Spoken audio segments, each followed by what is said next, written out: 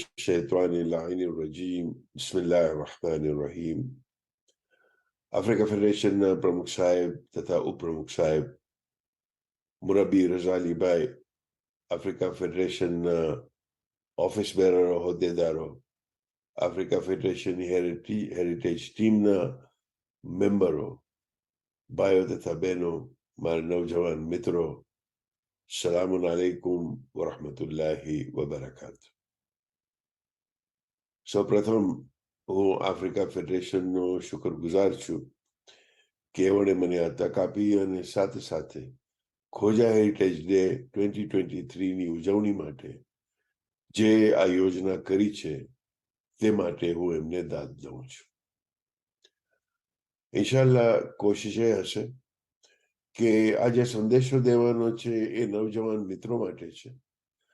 તો આપણા પ્રમુખ સાહેબે એમની સુંદર શૈલીમાં ઇતિહાસનું શું મહત્વ છે એ આપની સામે રજૂ કર્યું. એવી જ સુરીલી ગુજરાતી ભાષામાં મને આશા છે અને ખાતરી છે કે રઝાલીભાઈ પણ આપણી માડાગાસ્કર ખાતેની વસાહત બારામાં વધારે ચર્ચા કરશે. તો મારે બંને સાહેબોની માફી માંગતા એ કહેવું પડે છે કે આપણી નવી નસલો માટે ગુજરાતી ભાષા જરા અઘરી પડે છે અને આજનો મારો સંદેશો ખાસ આપણી નવી જનરેશન માટે છે. તો થોડા શબ્દો હું અંગ્રેજીમાં બોલવાની કોશિશ કરીશ અને તેનો સાર ત્યાર પછી ગુજરાતી ભાષાની અંદર પણ આપવાની કોશિશ કરીશ.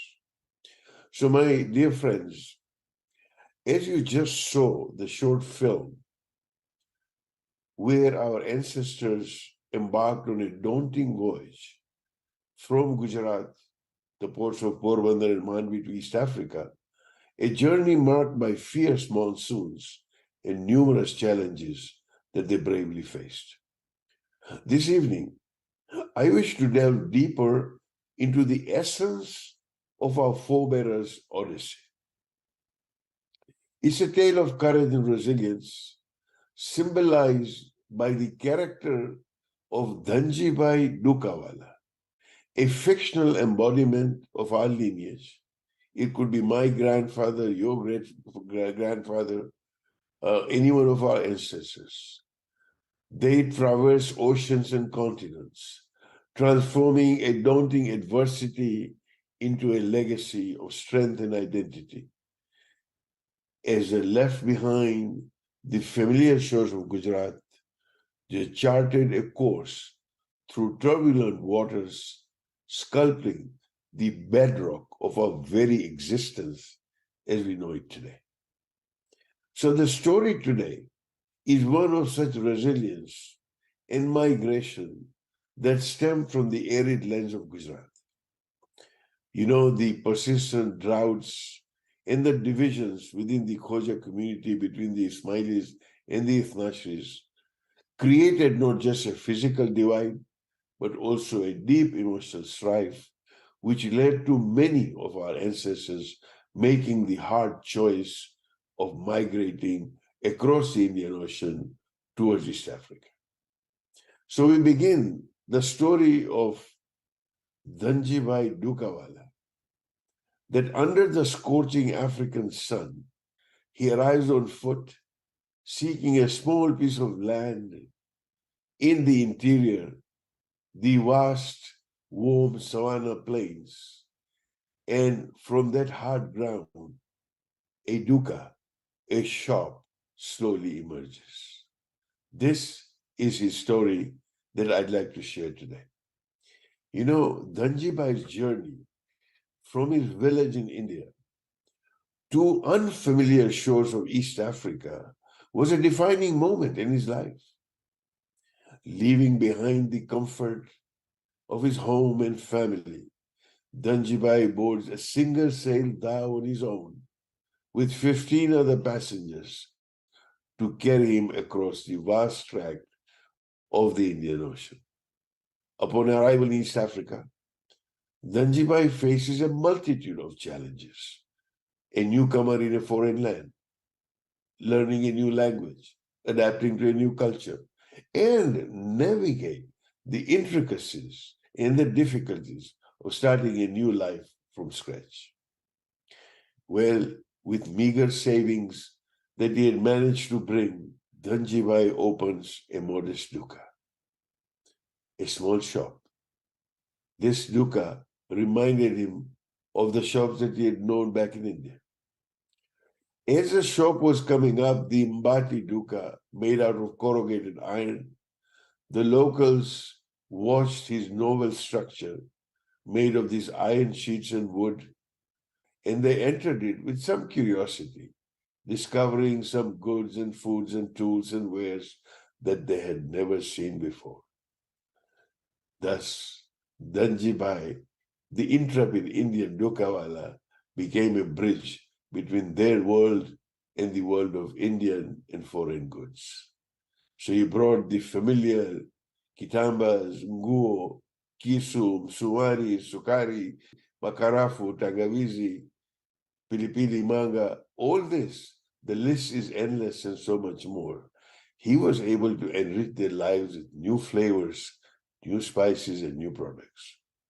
But not only did the dukkha bring forth new goods and flavors, but it also ushered in treatments previously unknown for the ills, like Marathi Yatumbo, the dreaded worm-ridden tummy, a remedy as potent as it was unpleasant. And some of us have had the misfortune of tasting it, the notorious yellow castor oil. And let's not forget the bitter of them all, the quinine, a remedy for the relentless grip of malaria. These were the things that added value, all introduced in the hinterland of Africa. There was also a curious paradox that I must mention, and that of the Wazungu, the white farmers. Their families and associates harbored some kind of an aversion towards the Indian dukkawala. I wonder why. Alleging that he cheated and overshot them at every turn. Yet, remarkably, the Indian dukkawala, Dhanjibai, met their needs, catered to their whims, and supplied even ready cash without harboring resentment. And you know, when the night descended, a room within the dukkha transformed into a place to eat, to sit and read by the gentle glow of a lantern. And in another tiny room at the rear, the dukkawala would lay his tired, aching body to rest, dreaming of new horizons and opportunities. Suffice it to say that he was not simply a shopkeeper. He was a pillar of support for his community, offering not only goods, but also a welcoming smile and a listening ear. His ability to connect with people, bridging the gap between cultures, was a testament to his compassionate spirit. As time passed, Dhanjibai witnesses the transformation around him. The scattered villages now evolved into bustling towns, and those towns started growing to thriving cities. The world of commerce was changing rapidly, and Dhanjibai understood that to thrive, he needed to adapt. He embraced innovation with open arms, recognizing the changing tastes and needs of his customers. He expanded his offering. The small shop that once catered to the niche market was now a thriving business that served a diverse clientele. His ability to adapt and evolve was a key factor in his success. He understood that change was not to be feared, but embraced. Driven by his unquenchable entrepreneurial spirit, Dhanjibai ventured into even grander projects with arcades, workshops, factories aiming to produce a wide array of goods and fineries in high demand at the time. That transformation was simply remarkable. This marked a new glorious chapter in Dhanjibai's journey as he transitioned from a shopkeeper to a fully fledged industrialist. His story must serve as an inspiration, a reminder to us that our legacy is one of determination, hard work, and innovation, and that one can turn a humble beginning into a great legacy. That is why we study our heritage.